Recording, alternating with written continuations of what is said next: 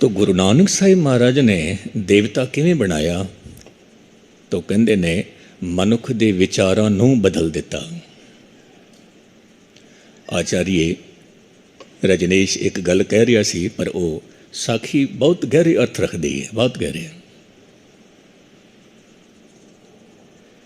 वो कहता है कि जदों साखी में पढ़ी, पहला तो मैनू ऐसा लग्या कि बहुत अतिशोक्ति है, गल नूं वधा चढ़ा के कहना अतिशोक्ति है। पर जदों मैनू गुरु नानक साहिब की गल पकड़ विच आई, मैं मत्था टेकिया कि गुरु नानक साहिब की गल 100% ठीक है, 100%।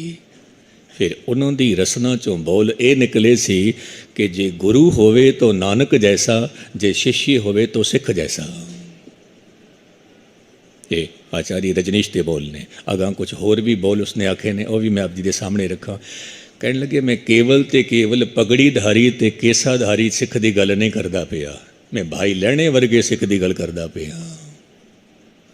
हुक्म मनीए होवे परवान, तो खसमे का महल पाई सी। हुक्म नूं मनना। और गुस्ताखी माफ ये भी गल मैनू कहन देना, साडे कोल तां केवल ते केवल दाड़ी केस ते पगड़ी है, बाकी तां गुरु ग्रंथ साहब नूं मनण वाले तां होर बहुत सारे भी ने। अज मैनू फोन आया कराची तो, सिंधी परिवार सिंधी समाज कहन लगे ज्ञानी जी गुरु नानक दा गुरपुरब मना रहे आप जी, इत्थे आओ। हज़ारां की गिणती विच संगत है, हज़ारां की, लखां की गिणती। बहुत अदब करते हैं, बाणी पढ़ते हैं। और आप जिन्हों कदे समा मिले पाकिस्तान जाण दा, जरूर देखना कितने ही सिंधी ऐसे ने जिन्हों ने केस भी रख लेने ते दस्तारां भी बन्निया शुरू कर दित्तियां ते अमृत भी छक लिया। ये मेरे सामने की गल है। यूनीवर्सिटी का रजिस्ट्रार सी, गुरु नानक देव यूनीवर्सिटी पाकिस्तान। छोटी जी उम्र सी उहदी, पर बहुत विद्वान सी। मैनू कहंदा डॉक्टर साहब जदों मेरा रिश्ता होया तो सिंधी समाज दे विच मैं एको गल आखी, जदों उन्होंने मैनू ये सवाल किया कि आप जी बहुत उच्चे अहदे ते हो ते आप जी कुछ मंग रखो, आप जी नूं की चाहिए दैज विच की चाहिए? कहते ने ज्ञानी जी मैं उन्होंने किया मैनू कुछ भी नहीं चाहिए, कुछ भी नहीं चाहिए। पर आप जी दे वल्लों कदे ऐसे बोल ना बोले जान कि आप जी केसां नूं कटा दवो ते पगड़ी उतार दवो, बाकी मैनू कुछ नहीं चाहिए। कहने लगे ज्ञानी जी सिंधी परिवार सी, जयकारे ते जयकारे, जयकारे ते जयकारे। तो मैं क्या असली खुशी तो तुसी लै गए हो, तुसी लै गए। मैं अर्ज कर दिया सी गुरु नानक साहिब महाराज जा रहे ने मनुख नूं देवता बनाने वास्ते। जो आचार्य रजनीश की मैं गल कर रहा सी, वो कहंदा मैं एक साखी पढ़ी, पता नहीं साखी कितनी सच है कितनी झूठ है, पर मोरल बड़ा प्यारा है, मोरल बड़ा प्यारा। भाई मरदाना जी गुरु नानक साहिब नूं कहंदे ने महाराज मैं सुनिया है कि आप जी जिस दे सिर ते हथ रखते हो उसकी मौत हो जाती है, वो खाक हो जाता है। और जदों आप जी उन्होंने दे सिर तो हथ हटाते हो फिर वो जी उठता है कि ये गल ठीक है। गुरु नानक साहिब कहन लगे भाई साहब जी, भाई मरदाना जी ये खेड तो रोज़ आती है, सिर ते हथ रखते हैं मौत हो जाती है, हथ हटाते हैं जी उठता है। ये खेड रोज़ आती है, वो गल वखरी है, आप जी के पकड़ विच नहीं आई है, वो गल वखरी है। तो रजनीश कहंदा कि ये साखी पढ़ के मैं थोड़ी देर तो खामोश हो गया, ये किस तरह की गल है। और बहुत बड़ा फिलोसफर सी, वो दर्शन शास्त्र का प्रोफैसर सी।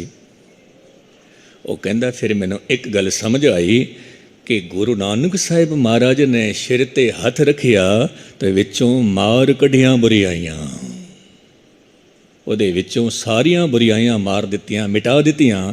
ਔਰ ਜਦੋਂ ਸਿਰ ਤੋਂ ਹੱਥ ਉਠਾਇਆ तो फिर एक नवा जीवन शुरू होया था, नवा जीवन। ये हकीकत है। गुरु का द्वार तो बिल्कुल खुला है। ऐ पुरखा तू खोल अखां अपनियां। मैं कल एक छोटी जी गाथा पढ़ रहा सी, ये ईरान की गल है, क्योंकि बैंकॉक दे विच एक परिवार जो कि ईरान तो आया, कहने लगे ज्ञानी जी कोई ईरान फकीरां दी गल सुनाओ कोई। तो मैं पुछ बैठा, आप जी राबिया नूं जानदे हो, आप जी हसन नूं जानदे हो, आप जी शेख शादी नूं जानदे हो? कहने लगे ज्ञानी जी उन्हां दा घर ते साडा घर नेड़े तेड़े ही, साडे बुजुर्ग दसदे ने। खैर, हसन कहंदा है, ऐ खुदा मैं कितने सालों तो तड़फ रहा,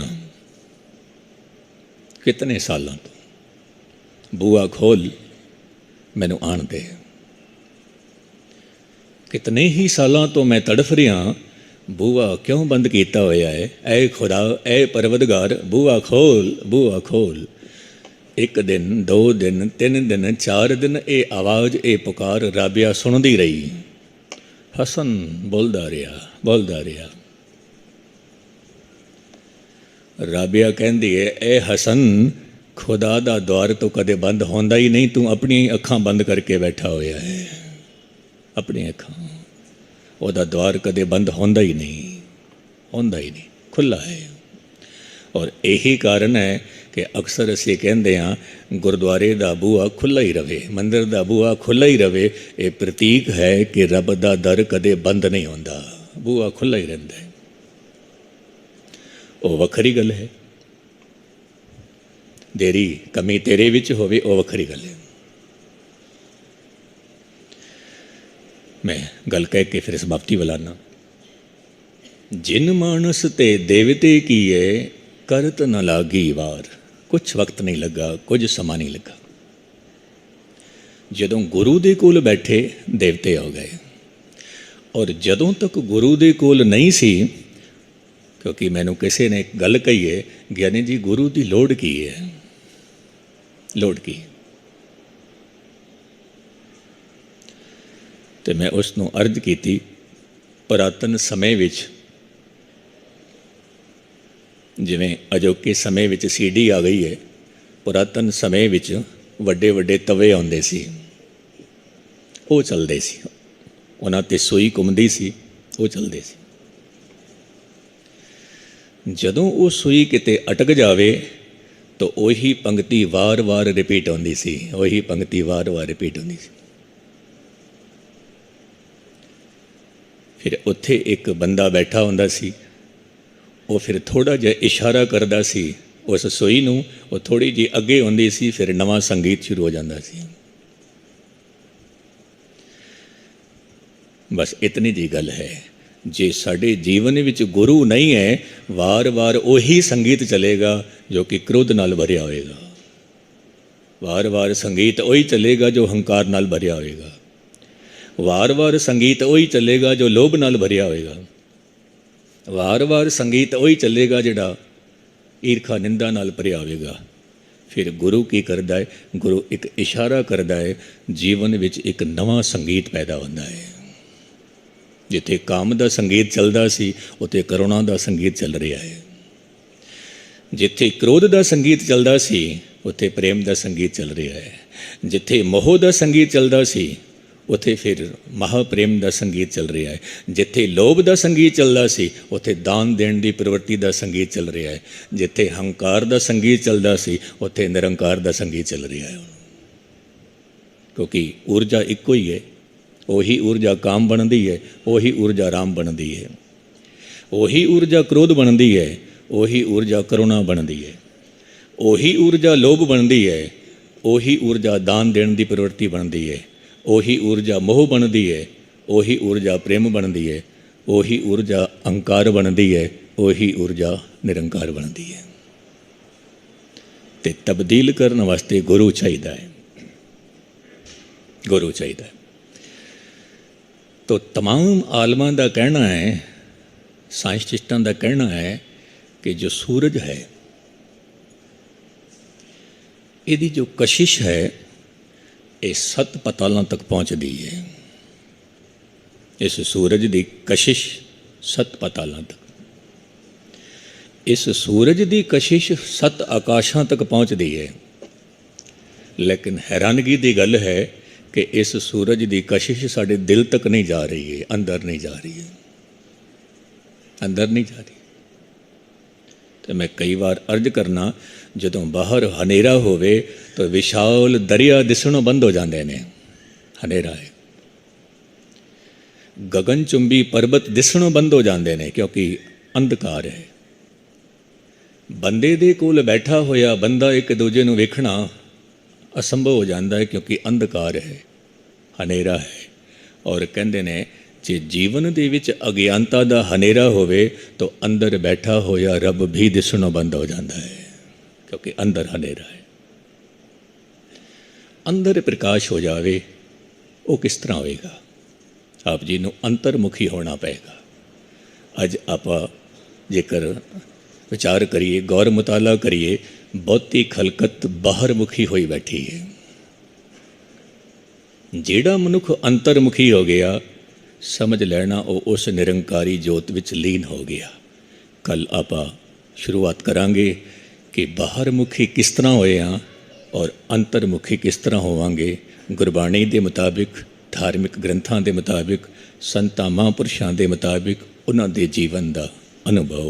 तो बहुत बहुत धन्यवाद आप जी का, सारियां दा, जो आप जी ने एक मन एक चित्त होके आप जी ने कथा श्रवण की।